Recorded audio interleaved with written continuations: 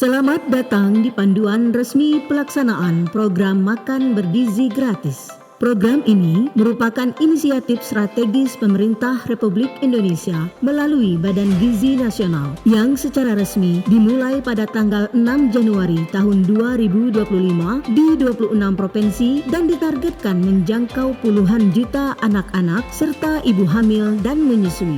Program ini dirancang untuk memastikan setiap siswa SD hingga SMA, termasuk pesantren dan SLB, mendapatkan satu kali sajian gizi harian tanpa biaya sesuai standar angka kecukupan gizi atau AKG, dengan tujuan utama menurunkan angka malnutrisi dan stunting sekaligus meningkatkan performa belajar, kehadiran, dan kualitas sumber daya manusia menuju visi Indonesia Emas 2045. Lewat video ini, Anda akan dipandu langkah demi langkah pelaksanaan program MBG dari penerimaan, uji organoleptik, distribusi, pelaksanaan makan, penanganan sampah, hingga pengembalian agar dapat terselenggara secara efektif dan berdampak positif di sekolah Anda.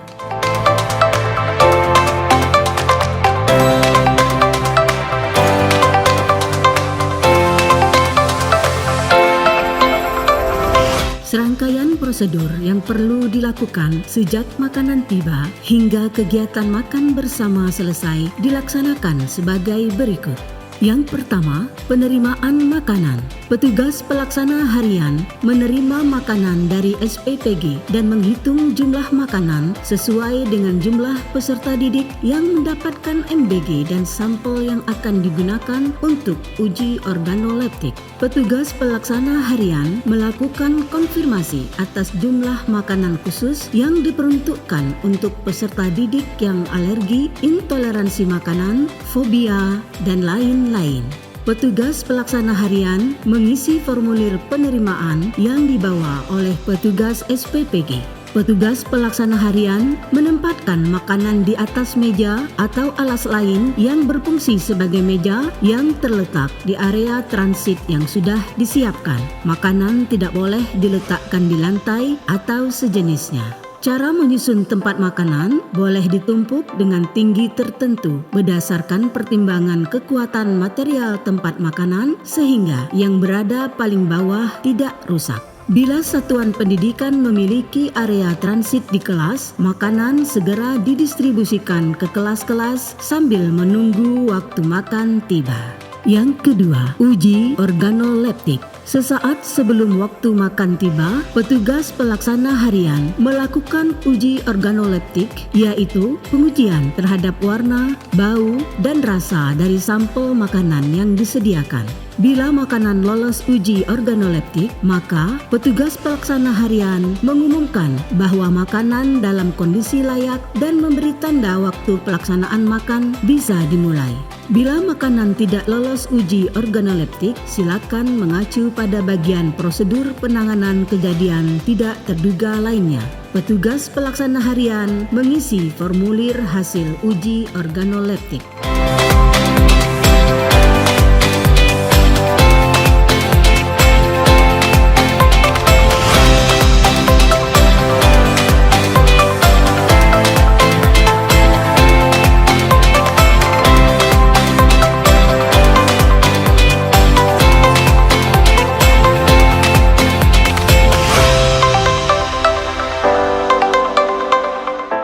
Ketiga, distribusi makanan. Makanan dari SPPG ditempatkan di area transit sekolah sebelum didistribusikan ke masing-masing kelas oleh petugas harian. Petugas harian dapat melibatkan pengurus kelas, pengurus ekstrakurikuler, pengurus OSIS, atau peserta didik lain dalam prosesnya.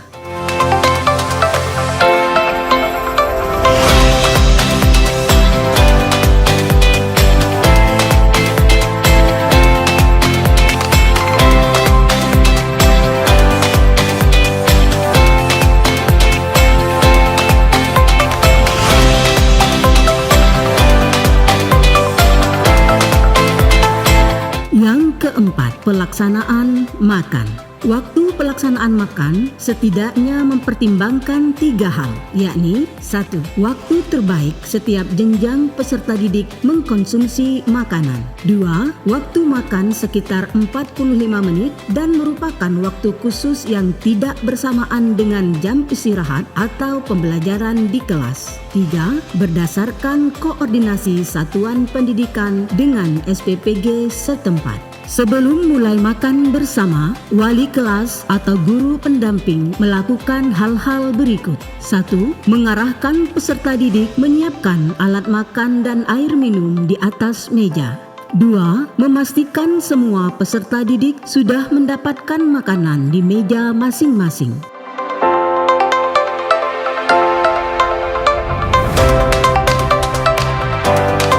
Anak-anak semuanya dari Senin sampai Jumat mendapat makanan bergizi dari program pemerintah ya.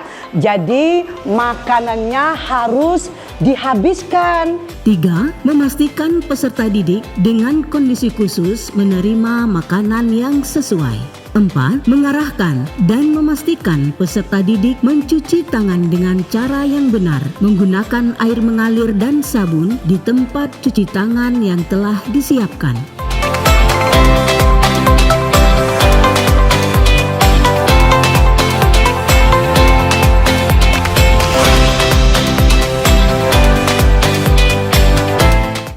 Memimpin atau memandu doa sebelum makan. Sebelum kita makan, kita berdoa dulu ya. Oke. Iya, berdoa dipimpin oleh Rizky.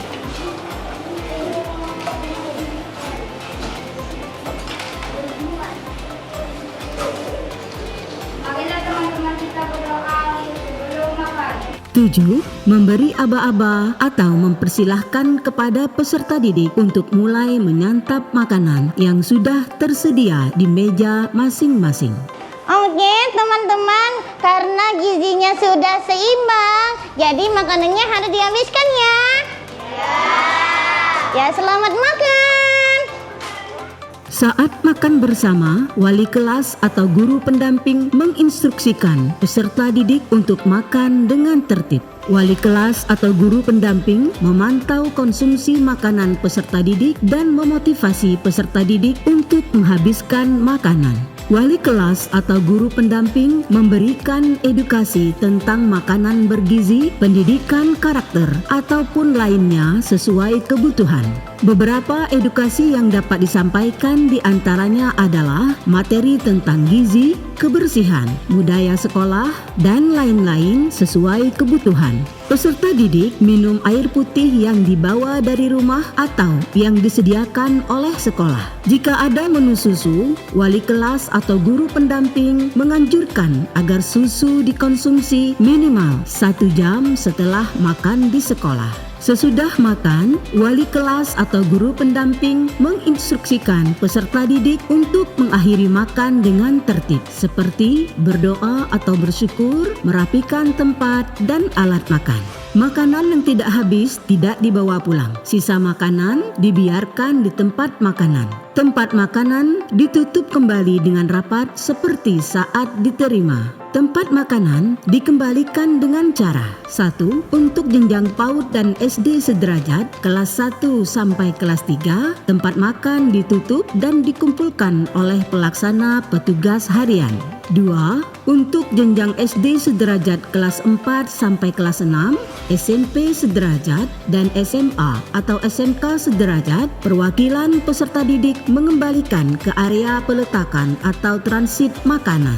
Wali kelas atau guru pendamping mengarahkan dan memastikan peserta didik mencuci tangan dengan cara yang benar menggunakan air mengalir dan sabun di tempat cuci tangan yang telah disiapkan.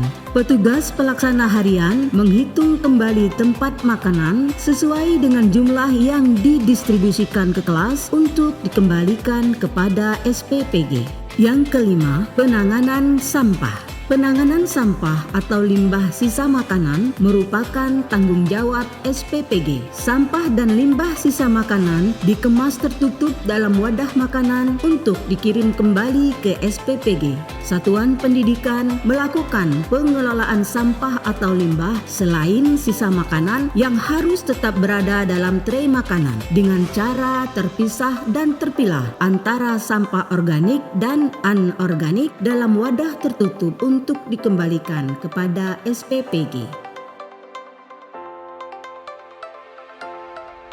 Implementasi program makan bergizi gratis ini diharapkan dapat berdampak nyata pada anak-anak Indonesia seperti peningkatan kehadiran mereka di sekolah sebanyak 5 sampai dengan 10%, perbaikan daya konsentrasi dan prestasi belajar sekaligus mendukung ketahanan gizi anak yang pada akhirnya menurunkan angka stunting dan malnutrisi. Program makan bergizi gratis bukan hanya sekedar program makan tapi merupakan investasi strategis dalam kualitas generasi masa depan Indonesia yang sehat, cerdas, dan berdaya ekonomi.